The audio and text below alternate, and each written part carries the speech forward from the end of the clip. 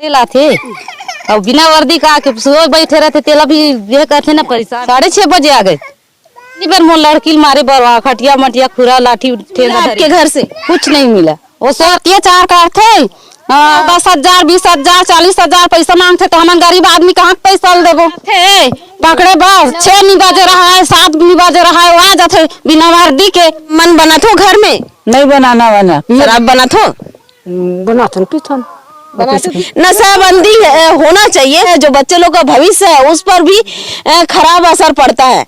दलाल हो गया है किस प्रकार से मैं सब बताते हैं। निकाल कर आप जाइए ना किसी के घर में से दलाल है जो अंग्रेजी शराब बेचते हैं। और सबसे बड़ी बात है ऐसे ऐसे दलाल है जहां पर उस पर कार्रवाई नहीं, इनके घर में पहुंच जाते हैं कई अपने यानी कि इनकी इज्जत ही नहीं है। घर पर घुस जाते हैं बिना वर्दी के घुस जाते हैं। आप आबकारी विभाग अगर आप सच हो और सच में कार्रवाई करना चाहते हैं और सच में कार्रवाई है तो सबसे पहले गांव में घुसने से पहले आप सच वारंट भगवान भरोसे देखिए यहाँ पे काम कैसे किया जाता है। केवल भगवान भरोसे। ग्राम पंचायत बरवाहरा है और ये गरियाबंद जिला के अंतर्गत में आता है और जिला मुख्यालय के समीप होने के बावजूद भी देख सकते हैं कि किस प्रकार से यहाँ पर कमार आदिवासियों पर किस प्रकार से अत्याचार किया जाता है। इस विषय में ये कलेक्ट्रेट में भी पहुंचे थे, थाना में भी पहुंचे थे, लेकिन इस पर अभी तक किसी प्रकार से संज्ञान नहीं लिया गया है। यानी कि जिस प्रकार से आबकारी विभाग द्वारा कार्य किया जाता है अपने भरने के लिए गरीब आदिवासियों के साथ में खिलवाड़ किया जाता है, उनके साथ में जिस प्रकार से कहा जा सकता है अत्याचार। सबसे बड़ी बात है कि अत्याचार किया जाता है तो इनके ही सबसे पहले तो इनसे ही बातचीत करने से समझ में आएगा कि क्या बात हुआ था और कैसा हुआ था और क्यों पहुंचे थे और कितने समय में पहुंचते हैं।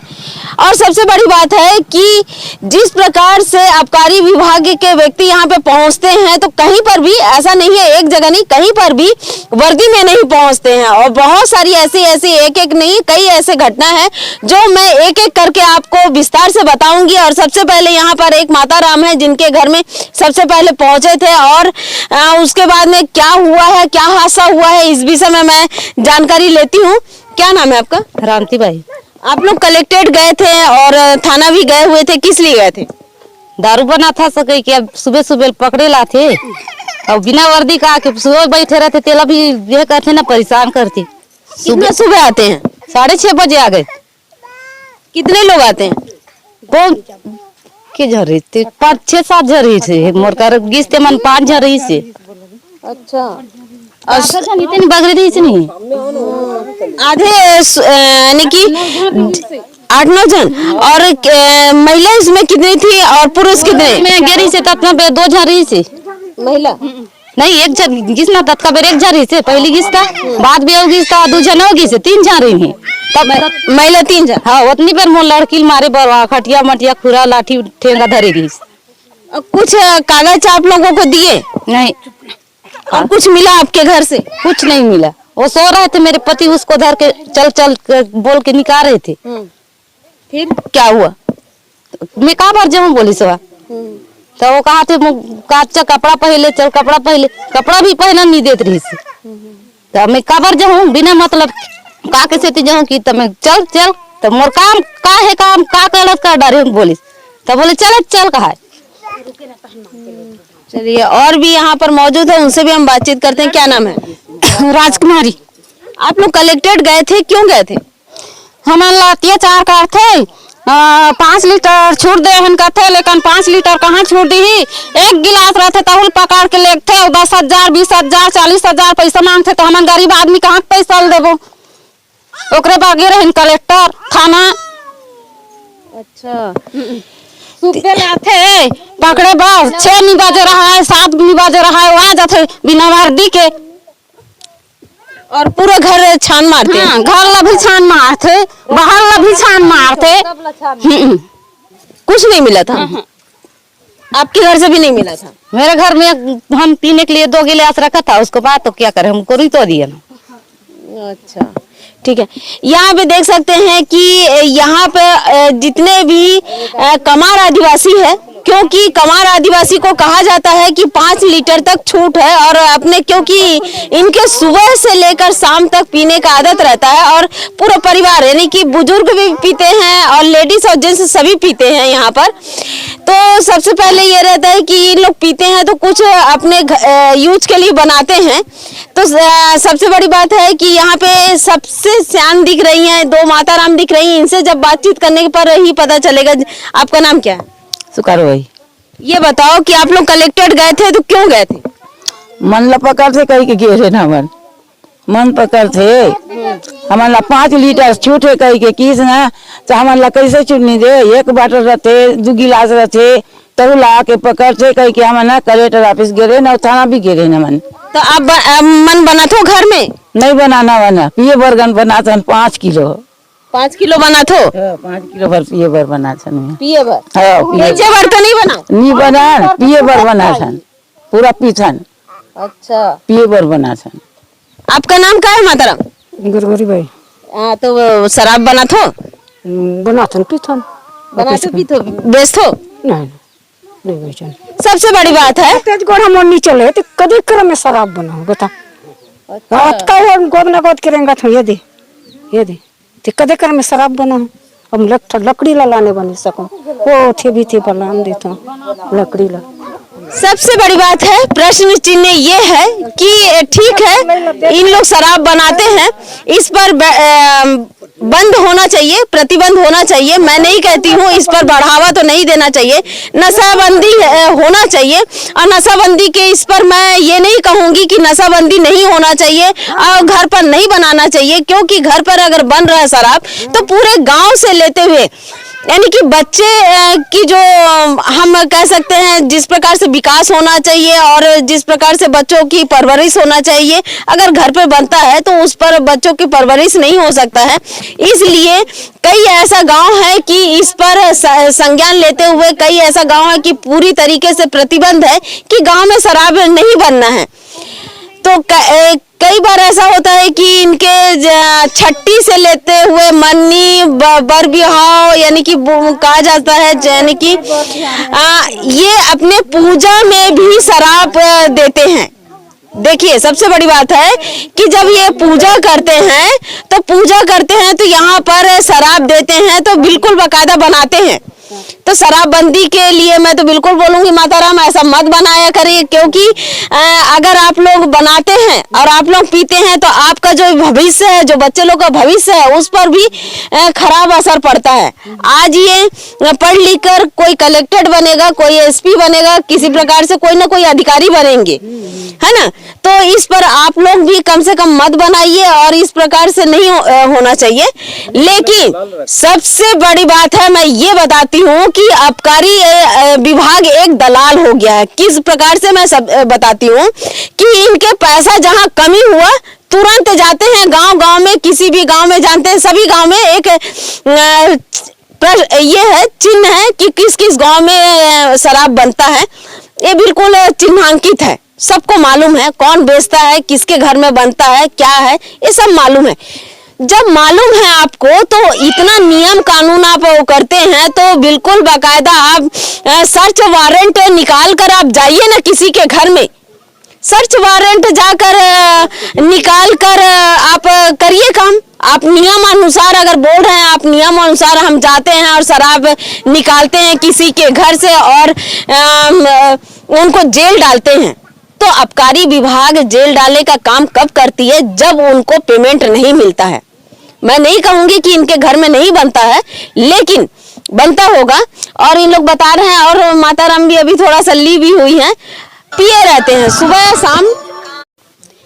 आबकारी विभाग के नाक के नीचे यानी कि मैं कह सकती हूँ कि गरियाबंद जिला मुख्यालय में ही कई ऐसे दलाल हैं जो अंग्रेजी शराब बेचते हैं। और सबसे बड़ी बात है ऐसे ऐसे दलाल हैं जहां पर उस पर कार्रवाई नहीं किया जाता है। क्यों कार्रवाई नहीं किया जाता है? क्योंकि 15 से 20 हजार इनके बिल्कुल बाकायदा दलालों द्वारा बंधा हुआ है, इस पर कार्रवाई नहीं करते। गांव में पहुंचकर बिना सर्च वारंट के इनके घर में पहुंच जाते हैं। कई अपने यानी कि इनकी इज्जत ही नहीं है, क्योंकि गांव के हैं, गरीब है और कमार आदिवासी हैं। इसलिए इनका इज्जत ही नहीं है। क्यों? और घर पर घुस जाते हैं, बिना वर्दी के घुस जाते हैं और पूरे घर की तहस से नहस कर देते हैं। जब आपके पास अगर सर्च वारंट है, आपको पूरा पक्का मालूम है कि कहां पर शराब बन रहा है और कितने तादाद में बन रहे हैं और कहां पे रखे हुए हैं, तभी तो आप आएंगे क्या? कि केवल आप वहां पे पहुंचते हैं और पहुंचने के बाद में पूरा गांव छान मारते हैं कौन कौन शराब बनाया है। जिसके पास में अगर आधा लीटर भी मिल गया तो बस उसको आप लीटर को 5 लीटर बना के किस प्रकार से पेश करते हैं, यह आबकारी विभागों का खेल है। क्योंकि इनके पास इतने तादादों में भरपूर मात्रा में उनके ऑफिस में पड़ा हुआ रहता है। अगर आप आबकारी विभाग अगर आप सच हो और सच में कार्रवाई करना चाहते हैं और सच में कार्रवाई है तो सबसे पहले गांव में घुसने से पहले आप सर्च वारंट लाइए और दलालों को पकड़िए। गरियाबंद में स्थित सभी जगह है, अगर मुझे पूछ लीजिए मेरे से भी कि किस किस वार्ड में और कहां पर और कहां पर शराब मिलता है, उस पर आप संज्ञान नहीं लेकर आप गांव में पहुंचते हैं और बिना सर्च वारंट के पहुंचते हैं, यानी कि भगवान भरोसे। देखिए यहाँ पे काम कैसे किया जाता है, केवल भगवान भरोसे काम किया जाता है। क्योंकि अगर मिल गया तो बल्ले बल्ले और नहीं मिला तो फिर खाली हाथ पहुंच जाएंगे। अब खाली हाथ नहीं पहुंचते हैं, फिर किसी ना किसी को ऐसे गरीब लोगों को पकड़ के और केस बना देते हैं और उनको ले जाते हैं, चलो आओ थाना, चलो आओ हमारे ऑफिस आओ। वो बेचारा गरीब डर के मारे वहां चला जाता है, वहां से केस बनाकर बुक करके भेज दिया जाता है। जबकि उनके परिवार को भी बताया नहीं जाता है कि ये केस के तहत में उनको हम जेल भेज रहे हैं। जबकि सबसे पहले प्राथमिकता रहता है, अगर किसी व्यक्ति को आप जेल भेज रहे हो तो उसके परिजन को खबर देना है, उनके परिजन को तामील करना है। लेकिन इस प्रकार से नहीं किया जाता है, क्योंकि इनकी गुंडागर्दी इस तादाद से है कि गांव-गांव पर पहुंचकर और कमार आदिवासी जितने भी हैं जो गरीब तबके के लोग हैं उन पर झूठा आरोप लगाकर केस बनाते हैं। 20,000 30,000 जो दे दिया उन पर केस नहीं बनाते हैं, जो पैसा नहीं दिया उन पर केस बनाते हैं। इस प्रकार से ये खेल चल रहा है और सबसे बड़ी बात है कि ये खेल बंद होना चाहिए जिस प्रकार से है। और यहाँ पर बता रहे हैं ग्रामीण और भी मौजूद है कि बता रहे हैं कि मारपीट भी करते हैं। बोलो आपका नाम क्या है? देव कल्याण दीवान संबलपुर। क्या बोल रहे थे आप? क्या है कि परसोली की मंडी आया था कट्टा छोड़ने के लिए आमझर, और वहां से वापस लौट रहे थे तो हम लोग को पुलिस वाले ने रोका मेरे को कि साले आप दारू पी के आ रहे हो ऐसे करके, और दारू पीऊंगा तो मेरे जेब में ना 1 रुपया भी नहीं था, तो मैं दारू कहाँ से पीता, या मेरा तो बाप नहीं है कि फ्री में देगा। मेरे को रोका, अबे साले दारू कहाँ बनता है ऐसा करके मेरे को बोला। तो मैं किसे कैसे जानूंगा कि मैं संबलपुर रहता हूँ, कहाँ मर रहा है कैसा मर रहा है उसको तो मेरे को पता ही नहीं। मैं तो संबलपुर रहने वाला, मात्र इतना ही कि मैं कट्टा छोड़ने के लिए आमझर गया था, बस इतना ही जानता हूँ मैं।